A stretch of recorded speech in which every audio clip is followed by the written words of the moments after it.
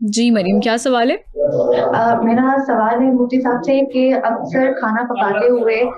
جو کھانا ہم بھون رہے ہوتے ہیں اس میں اس کا ٹیسٹ جو ہے نا ہمارے منہ میں آنا سٹارٹ ہو جاتا ہے روزے ٹھیک کی ہے. حالت میں، تو ایسے میں ہمارا روزہ ٹوٹ تو نہیں جاتا یا مکروہ تو نہیں ہو جاتا؟ کیونکہ ہم لوگ بنا رہے ہوتے ہیں لیکن ہمیں ایسے لگتا ہے جیسے ہمارے منہ میں جو ہے نا اس کا ٹیسٹ آ رہا ہے،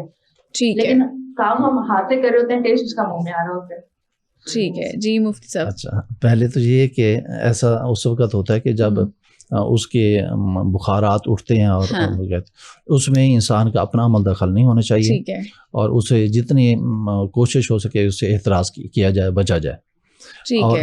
ذائقہ اگر آپ محسوس کرتے ہیں، ذائقہ تو خیر نہیں محسوس کیا جا سکتا ہے، ہوتا ہی نہیں ہے، وہ بخارات ہوتے ہیں۔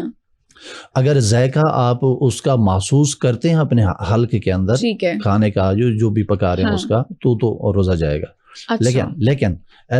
ایسا ہوتا نہیں ہے کہ بھی اتنی بخارات سے، یہ اس وقت ہوتی جب آپ کوشش کریں، کوشش کرتے ہیں تو اس کے بخارات جائیں گے، اس کا ذائقہ بھی شاید آپ محسوس کر سکیں۔ ویسے یہ میرے لیے اتفاق کی بات ہے، میں پہلی بار ہی ایسا سن رہا ہوں بھی آپ پکاتے ہیں اور ذائقہ آپ گلے کے اندر محسوس کرتے ہیں۔ ٹھیک ہے مطلب ایک اور چیز بھی ہے، اکثر جو ہاؤس وائف ہوتی ہیں یا چھوٹے بچوں کی جو مائیں ہوتی ہیں وہ نمک چکھ لیتی ہیں یا ٹیسٹ چکھ لیتی ہیں، تو اس میں کیا ممانعت ہے، کیا لمیٹیشن ہے؟ تھوڑا سا یہ بھی بتا دیں کہ روزے میں آپ کس حد تک جو فوڈ ٹیسٹنگ ہے یا اپنا کھانا چکھ سکتے ہیں تاکہ بچوں کو، چھوٹے بچوں کو کوئی مسئلہ نہ ہو، یا جس کا شوہر بہت زیادہ سخت ہے اس میں کوئی ایشو نہ ہو جائے۔ چلیں، شوہر بیچارے اتنے بھی سخت نہیں ہیں جتنے ہم نے بنا رکھا ہوا ہے۔ دوسرا بات، اگر خدا نہ خاصا واقعی میں کوئی بندہ ایسا ہے کہ نمک کے کم زیادہ ہونے کی وجہ سے ہی اس کی طبیعت بگڑ جاتی ہے، تو ایسی خواتین کے لیے شریعت یہ حکم دیتی ہے کہ وہ ذائقے کو اس انداز میں چکھیں کہ صرف وہ زبان کو لگیں، اس کا ذائقہ اندر نہ لے کر حلق میں نہیں جانا چاہیے، حلق میں نہیں جانا چاہیے۔ اتنی ایک حد تک اجازت ہے، اتنی نہیں کہ آپ پورا ہی اس کو اندر لے جائیں، ایسا نہیں ہوگا، وہ ہلکا سا۔ لیکن یہ بھی ان کے لیے کہ جن کی زندگی کا جو اوڑھنا بچھونا ہی خامد بھی ہو، پیشنٹ، مطلب کوئی پیشنٹ بھی ہو سکتا ہے، پیشنٹ بھی ہو سکتے ہیں، ٹھیک ہے، تو اس میں ایک تو تجربہ ہو جاتا ہے۔ بہرحال اتنی ایک اجازت ہے کہ آپ اس کو ٹیسٹ اس انداز میں کریں کہ وہ ٹیسٹ آپ کا صرف زبان کی حد تک رہے، حلق کی طرف نہ جائے۔ ٹھیک ہے، واپس اپنے ٹاپک کی طرف آتے ہیں۔ مفتی صاحب، یہ بھی کہا جاتا ہے کہ جس ٹائم پہ روزے محشر ہوگا، جس ٹائم پہ قیامت آئے گی، اس ٹائم سورج مشرق کی جگہ مغرب سے نکلے گا۔ جی، اس ٹائم دنیا میں کون کون سے واقعات رونما ہو چکے ہوں گے؟ جی، اس حوالے سے یہ ہے کہ اگر ہم اس کے واقعات کو سب سے پہلے اگر قرآن سے ہم دیکھیں، سورہ زمر کے اندر فرمایا کہ وَنُفِخَ فِي الصُّورِ فَصَعِقَ مَن فِي السَّمَاوَاتِ وَمَن فِي الْأَرْضِ إِلَّا مَن شَاءَ اللَّهُ، کہ پھر سور پھونکا جائے گا تو آسمان اور زمین کے سب لوگ بے ہوش ہو جائیں گے مگر جسے اللہ چاہے، جسے اللہ چاہے گا وہ لوگ بے ہوش نہیں ہوں گے۔ اسی طرح زمین اور پہاڑوں کی حالت اور کیفیت کیا ہوگی؟ سورۃ الحاقہ کے اندر اللہ تعالیٰ نے ارشاد فرمایا وَحُمِلَتِ الْأَرْضُ وَالْجِبَالُ فَدُكَّتَا دَكَّةً وَاحِدَةً، ٹھیک ہے، فرمایا کہ زمین اور پہاڑ اٹھا کر ایک ہی ضرب سے ریزہ ریزہ کر دیے جائیں گے۔ اور سورج اور چاند کی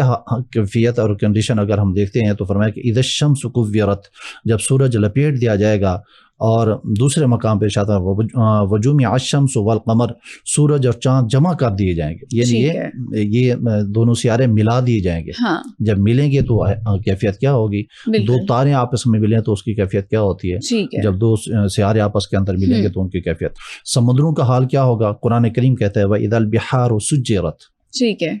یعنی جب سمندر بھڑکا دیے جائیں گے، اور بھڑکانے کی وضاحت میں نے تھوڑے سے پہلے کر دی۔ اسی طرح آسمان کے حوالے سے قرآن کہتا ہے اذا السماء انشقت، جب آسمان پھٹ جائیں گے۔ قبروں کے حوالے سے فرمایا گیا کہ یوم یخرجون من الاجداث سراعا،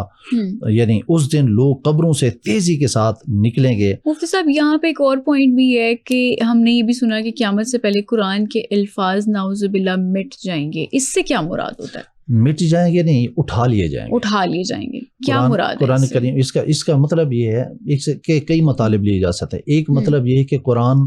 کے اوپر لوگوں کا عمل اٹھ جائے گا، اچھا، عمل لوگوں کا قرآن کے اوپر نہیں ہوگا، جیسا کہ ہم محسوس بھی کر رہے ہیں۔ اور دوسری چیز یہ کہ قرآن کریم کے جو الفاظ ہیں ان الفاظوں کو بھی اٹھا لیا جائے گا، کیونکہ قرآن خدا کا کلام ہے،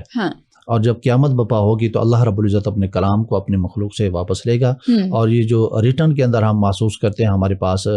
پبلش انداز میں موجود ہوتا ہے، تو یہ الفاظ اللہ رب العزت ان کو اٹھا لیا جائے گا، یہاں تک کہ اب صفحے خالی بچ جائیں کہ اس کے اوپر کوئی ریٹرن نہیں ہوگا۔ اچھا، تو اور یہ جو توبہ کا دروازہ کہتے ہیں کہ بند ہو جائے گا، اس ٹائم پہ جو انسان کسی بھی طرح سے اب توبہ استغفار کر رہا ہوگا اس کی قبول نہیں ہوگی، یہ کون سا واقعہ ہے اور یہ کس ٹائم پہ پیش آئے گا؟ جی، سورج کی جو آپ نے بات کی، سورج جب مشرق کی بجائے مغرب سے نکلے گا اس وقت توبہ کا دروازہ بند ہو جائے گا، ٹھیک ہے، اور دجال کے نکلنے کا بھی ذکر اس کی علامات میں سے آتا ہے۔ ٹھیک ہے، تو توبہ کا جو دروازے کے بند ہے وہ یہی ہے کہ جب اس کی بڑی بڑی اور آخری نشانیاں ظاہر ہو جائیں گی اس وقت توبہ کا دروازہ بند ہو جائے گا، نہیں تو تب تک اللہ تعالیٰ کی طرف سے اپنے بندوں کے لیے اجازت ہے کہ جب چاہیں وہ توبہ کریں۔ ٹھیک ہے، اسی لیے موت کو بھی اور قیامت کو بھی پوشیدہ رکھا گیا کہ انسان اپنی توبہ کے اندر تاخیر نہ کرے، یہ نہ کہے کہ ابھی ٹائم بڑا پڑا ہے تو کر لیں گے توبہ،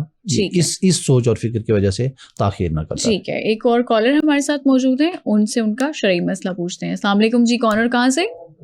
وعلیکم السلام، میں ہما بات کر رہی ہوں کراچی سے۔ میرا سوال ہے کہ اکثر ہمارے گھر کے باہر مانگنے والے آتے ہیں تو ہم ان کو کہہ دیتے ہیں کہ اللہ بھلا کرے، ہم ان کو دیتے نہیں ہیں پیسے یا کوئی بھی مدد ان کی نہیں کر پاتے، بعد میں ہمیں بہت گلٹ ہوتا ہے، تو ہمیں کیسے پتہ چلے گا کہ کون ڈیزرونگ ہے اور کون ڈیزرونگ نہیں ہے؟ جی مفتی صاحب۔ میری بہن، پہلی بات تو یہ ہے کہ یقیناً آج یہ گداگری جو ہے، کچھ تو واقعی میں لوگ ضرورت مند ہوتے ہیں، کچھ کا یہ ہے ہی پیشہ، جنہوں نے پیشہ بنایا ہوا، تو جو پیشہ ور لوگ ہیں وہ اپنی کیفیت کنڈیشن سے ہی محسوس ہوتے ہیں، اور دوسرے جو لوگ ضرورت مند ہوتے ہیں ان کی کوشش ہوتی ہے، اس میں بھی پھر دو طرح کے لوگ ہوتے ہیں، کچھ تو مانگ لیتے ہیں لیکن دوسرے کچھ وہ ایسے ہوتے ہیں کہ جو مانگنا موت سمجھتے ہیں، بالکل سفید پوش لوگ ہوتے ہیں۔ تو ایسے لوگ کہ جو سفید پوش ہیں، مانگنا ان کی اپنی عزت نفس مجروح سمجھتے ہیں اور ہوتے بھی ہے، تو وہ ہماری اپنی اخلاقی اور مذہبی ذمہ داری ہے کہ ہم ایسے لوگوں کی خود جو ہے تلاش کر کے وہ ہم اپنے رشتہ داروں سے شروع کریں، ٹھیک ہے، اپنے رشتہ داروں سے شروع کریں،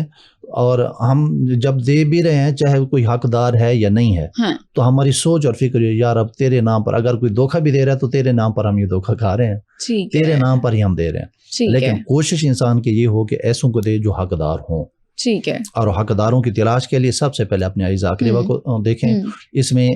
ڈبل اجر و ثواب ہے، ایک تو صلہ رحمی کا کہ آپ اپنے اعزاء اقربا کی صلہ رحمی کر رہے ہیں، دوسرا یہ آپ اپنے صدقات فطرات جو ہے وہ ادا کر رہے ہوتے ہیں۔ مفتی صاحب، اکثر ہم نے دیکھا ہے کہ ہماری سوسائٹی میں نا کچھ مخیر حضرات ایسے ہوتے ہیں جنہوں نے اپنے آس پاس جو رشتہ دار ہوتے ہیں جو ڈیزرونگ ہوتے ہیں ان کا مہینے کا خرچہ باندھا ہوتا ہے یا ان کا گروسری انہوں نے اٹھائی ہوئی ہوتی ہے، تو سالہ سال ان کو مل رہا ہے، ہر مہینے ان کو خرچہ پہنچ جاتا ہے، جس کی وجہ سے وہ آرام طلب ہو جاتے ہیں، وہ پھر کام نہیں کرتے، اس صورت میں کیا یہ جائز ہے اس طرح سے مدد کرنا؟ اس حوالے سے دین اسلام سوال کرنے کی حوصلہ افزائی نہیں کرتا، ٹھیک ہے، اور دین اسلام اس چیز کی حوصلہ افزائی کرتا ہے کہ آپ دینے والے ہیں تو دیں اس انداز میں کہ دوسرے کی عزت نفس مجروح نہ ہو، ٹھیک ہے۔ دوسرا یہ اہم ترین سوال ہے آپ کا کہ لوگ جو ہے وہ آسان طلب ہو جاتے ہیں، پھر محنت مزدوری نہیں کرتے، بالکل، تو ہم ان کے لیے وہ جو ہم ان کو خرچ دیتے ہیں ان کو اس انداز میں ہم دیں کہ وہ بجائے بیٹھنے کے وہ محنت کریں، ٹھیک ہے، ان کو ہم تھوڑا جو جس لیول کے بھی ہم خدمت کرتے ہیں وہ اس انداز میں ہم کریں کہ وہ حرکت میں آئے، اس کو وہ بڑھائیں، ہم چھوٹا موٹا ان کو کاروبار کروا کے دے دیں تاکہ وہ لوگ تاکہ وہ برسر روزگار ہو جائے، ٹھیک ہے، خودداری ان کے اندر ہے اور محنت کوشش کریں اپنی عزت نفس مجروح نہ کریں۔ ٹھیک ہے مفتی صاحب، اینڈ پہ آپ سے یہی پوچھنا چاہوں گی کہ قیامت کی تیاری ہم مسلمانوں کو کس طرح سے کرنی چاہیے تاکہ ہم سرخ روح ہوں روز محشر والے دن؟ اس میں اللہ رب العزت نے قرآن کریم کے اندر نبی علیہ الصلوۃ والسلام نے اپنے احادیث مبارکہ اپنی سیرت مبارکہ کے اندر ہمارے لیے پیارے آقا نمونے ہیں، ہم اللہ رب العزت کی کتاب سے اپنے لو لگیں، نبی علیہ الصلوۃ والسلام کی سیرت مبارکہ کو ہم اپنے مطالعے کے اندر لیں، اور صرف مطالعے کے اندر نہیں، عملی جامع نبی علیہ الصلوۃ والسلام کی حیات مبارکہ ہمارے لیے اسوہ حسنہ ہے، نبی علیہ الصلوۃ والسلام کی سیرت مبارکہ کو اپنائیں، صحابہ کرام کی سیرت کو اپنائیں، اہل بیت کی سیرت کو اپنائیں، اولیاء کرام کی سیرت کو اپنائیں، یہ سارے وہ کام ہے کہ جن کو اپنانے سے رب راضی ہوگا، اور قیامت کے دن جب ہم اللہ کی بارگاہ میں حاضر ہوں گے تو انشاءاللہ سرخرو ہوں گے۔